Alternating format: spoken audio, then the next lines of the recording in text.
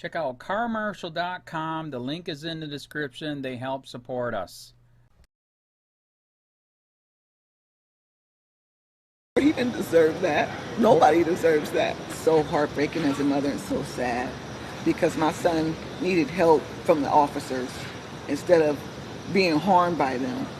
They just added more to his plate. I mean, he's got a mental condition for the rest of his life, and now he's going to have an appearance physical condition to go along with that. You know, and as his mother, I have to deal with him every day and have to help him through his mental condition. And now I don't know what I'm not going to have to deal with in the future with his physical. And it's just hard and it's sad, and it just seemed like that they should have, you know, just arrested him or did get him, put him in a mental facility, or just tried to figure out what's wrong with him. It's gross maliciousness. Instead of attacking him the way they did, and that they caused more damage to him than what was necessary. Way more. He didn't deserve that. Nobody deserves that. Poorly trained. But, I mean, these people got to be poorly trained. I mean, they couldn't possibly know that the ground was that hot. I mean, either they did it on purpose or they're poorly trained. They have two choices. I mean, clearly if somebody's talking to themselves and yelling at things that's not there, and the way he was acting, you could clearly see that he wasn't mentally stable. You know, it's like, why didn't you try to just calm him down and help him instead of treating him like he was doing something severely wrong and then putting him on the hot pavement for Lord knows they won't even admit how many minutes they had him down there. Severely second and third degree burns. I mean, if you see what my son looks like, my son was viciously attacked. And it just was uncalled for and unnecessary. And I just think that the police department, when they do these things to people, they don't think about how it's not just going to affect that person, but how it's going to affect the people that love them and have to deal with them every day. The parents and the brothers and the sisters. It's not just that person that's involved in what they're doing, you know.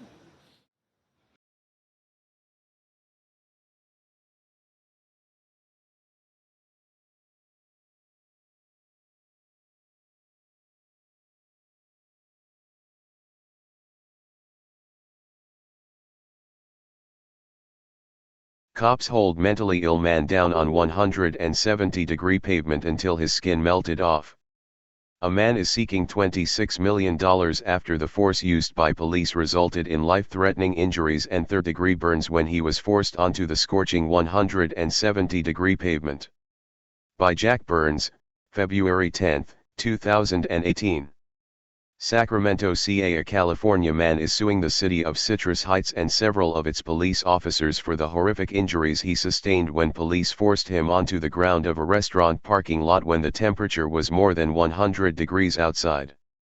The pavement was estimated to have been around 170 degrees, causing James Bradford Nelson II's flesh to melt and resulting in third-degree burns on his face, torso, legs, and buttocks.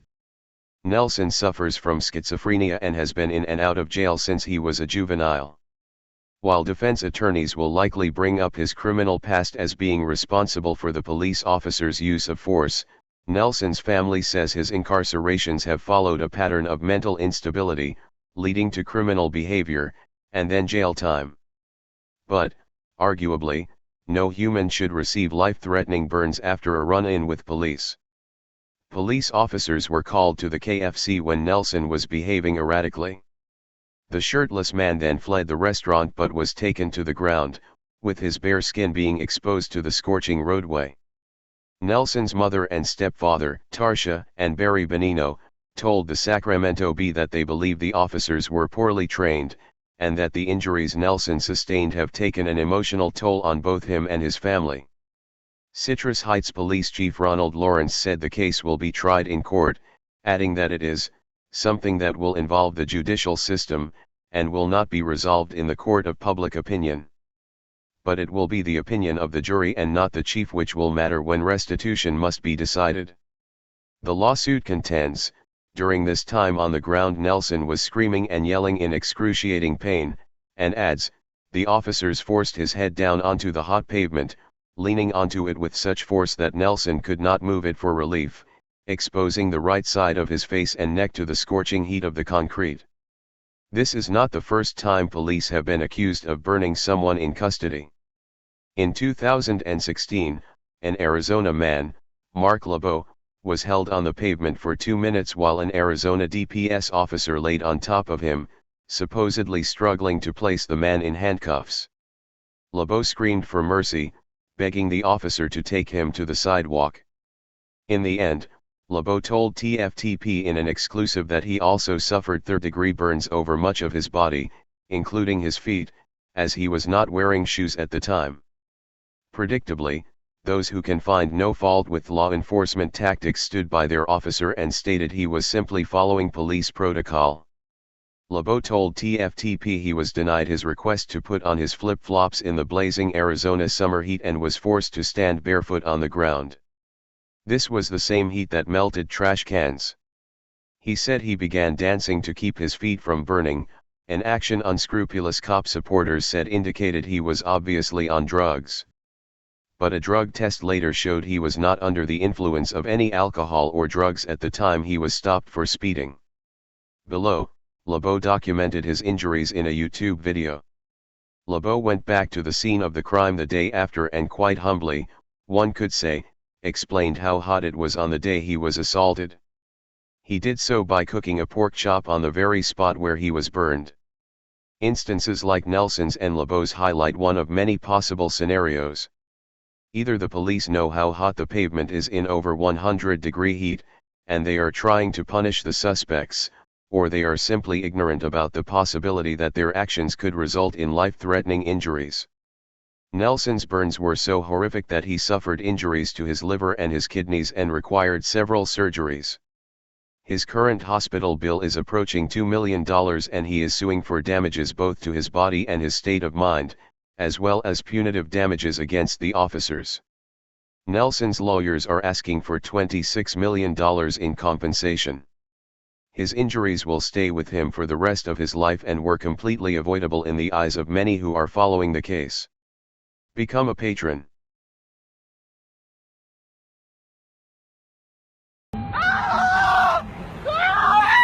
Lay down!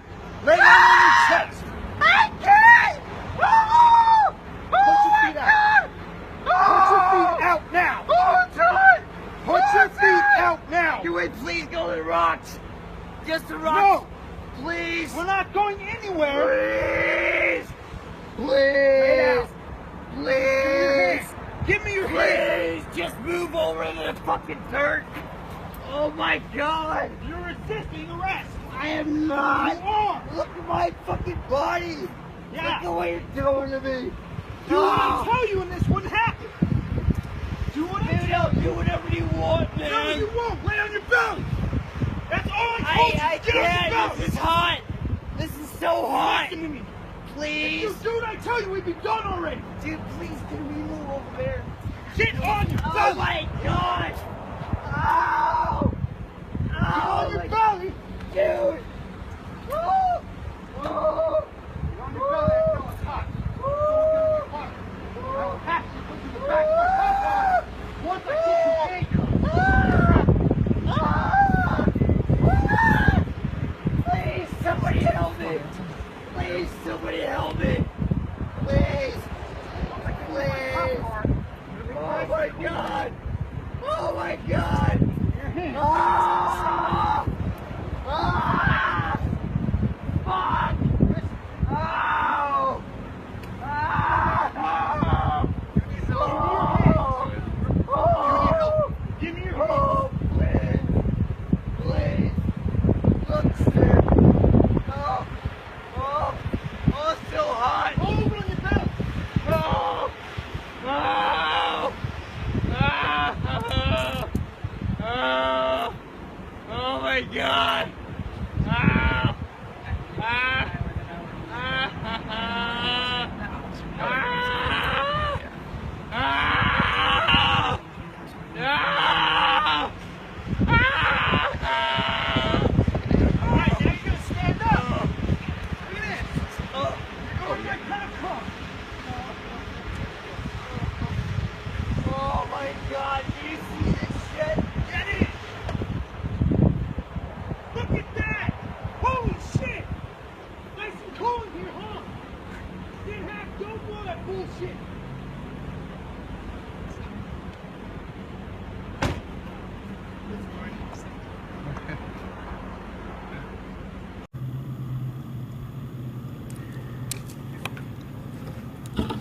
All right, America. We're here at the scene of the incident. You kind of recognize some of this, I'm sure. And, well, we're gonna take some temperature readings of our asphalt. You can see it's currently 102. It's Friday, July 29th.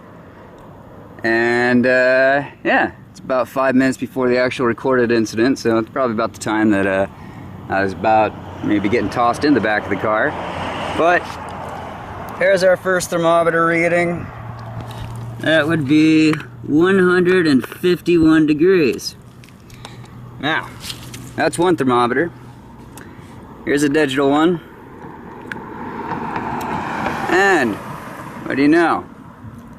They're kind of agreeing with each other. 153 degrees, as you can both see. And there's my little meat probe. So, what we're gonna do now, we're gonna cook some meat. And here we go, I just opened this up here. And I'm gonna go ahead and toss those little guys on there.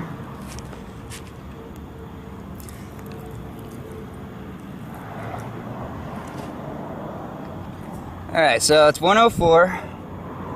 I was on the ground for about 5 minutes, so I'm gonna kind of hang out and watch them cook. And we'll kind of flip them around a little bit here, just for fun. Go ahead and cut that up there. Yeah. Those look delicious, huh? Wouldn't know what the human flesh tasted like, since that's just not appropriate. But regardless, let's go ahead and see what we got here. Definitely a little thickening, but that's okay. Go ahead and just continue to let it cook here. We'll get these guys actually a little bit more out there. We're just gonna go ahead and press this guy down, kind of like what I was getting to experience there.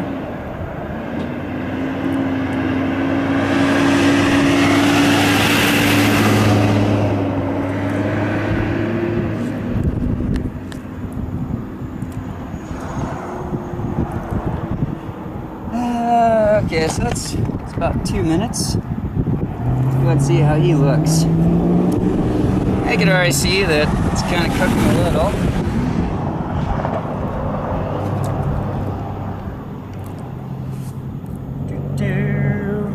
I know this is going to be so exciting. You got another 3 minutes to go here. But, you know, 150, whoops. Yep, 151.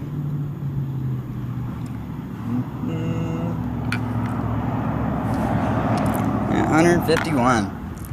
And 153. So, mild discrepancy, but 2 degrees. Either way, 150 plus. So I think that's pretty straightforward. Let's go ahead and flip this little guy. Oh my god, he's kind of stuck there. Alright, so that is preparing, that's starting to cook. As you can see, that's pink. That's not so much pink anymore. I'm gonna go ahead and leave this guy here just so we can get the full perspective. Is this not done?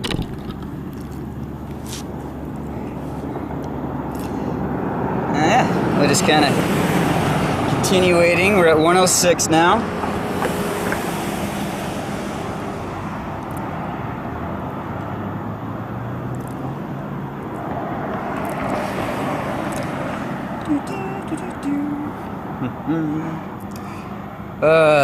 Yeah, this is pretty hot. And honestly, even this pavement behind me, not asphalt. This is what's called asphalt. This stuff, that's called pavement, concrete. Big difference. In fact, just for fun,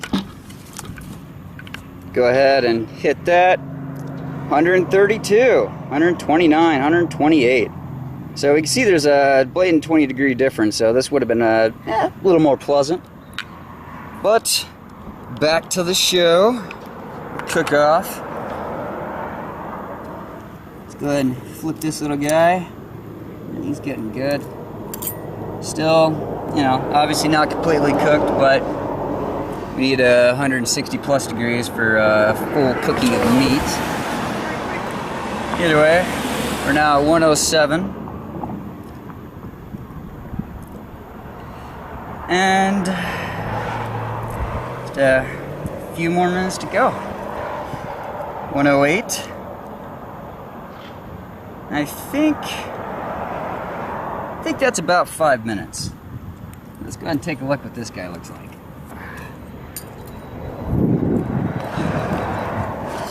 Alright, so you can see that right there. That is what we call searing of meat. And if you kind of look at the side, you can see the difference, and you can basically see that it's kind of starting to thicken up, you know? It's kind of what happens with meat when you put it on a grill. It starts to toughen up, and yeah, it's not quite as juicy looking as that. So, and yeah, that was only on there for a shorter period of time, and you can kind of see that one's a little seared too. So, point in case, 154 degrees now, so obviously the temperatures continue to rise.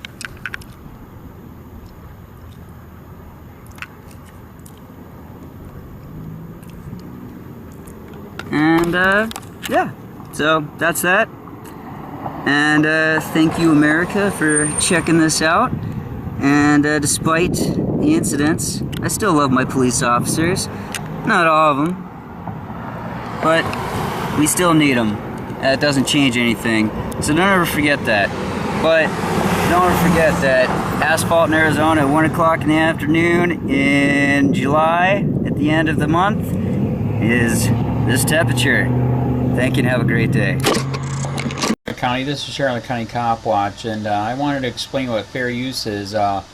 You can use pieces of news articles if you're doing it for news reporting, you have commentary, and you're doing it for education purposes. So that's what fair use is, as you can see right here.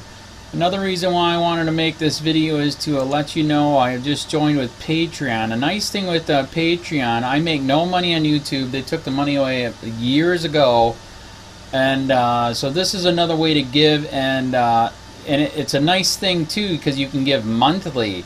You can give $1, $5, $10, whatever. I do 4 to 5 hours a day on trying to wake the sheeple up on how corrupt it is and different ways that you can fight the corruption. So Patreon is a way that you can do it, and then of course the old way is still there. Donate to Sheriff County Cop Watch with PayPal or credit card.